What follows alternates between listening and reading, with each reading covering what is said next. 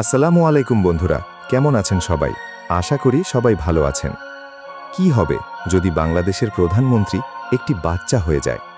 সবার প্রথম সবাই আন্দোলন করা শুরু করবে, স্লোগান দিবে, বাচ্চা প্রধানমন্ত্রী চাই না। এই রকম করে দেশে একটি জঞ্জট লাগবে, বিশেষ করে ঢাকায়। তো দেশে ঘটবে কি চলুন আমরা জেনে আসি। নাম্বার 1, সবার প্রথম একটি বাচ্চা ক্ষমতায় আসার পর প্রত্যেক বাচ্চাকে একটি করে গেমিং পিসি দেওয়া গিফট করবে এবং সাথে একটি চিঠি দেওয়া হবে।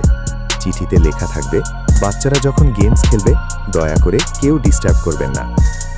নাম্বার 2, বাচ্চা সরকার এমন একটি মোবাইল ফোন তৈরি করবে যে মোবাইল ফোনে পাওয়ারফুল গেমিং চিপসেট লাগানো হবে এবং তার চার্জ আনলিমিটেড দেওয়া হবে। মানে এক কথায় বলতে গেলে চার্জ কখনোই শেষ হবে না।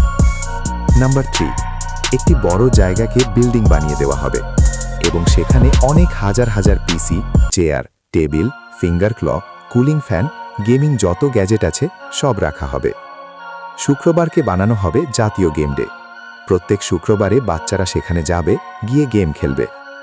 নাম্বার 4, চকলেট, আইসক্রিম, চিপসকে বানানো হবে দেশের জাতীয় খাবার। আগে ছিল মাছে ভাতে বাঙালি, এখন চকলেট চিপসে বাঙালি। তো বন্ধুরা, ভিডিওটি কেমন লাগলো? সবাই ভালো থাকবেন, সুস্থ থাকবেন। দেখা হবে নেক্সট ভিডিওতে। আল্লাহ হাফেজ, আসসালামু আলাইকুম।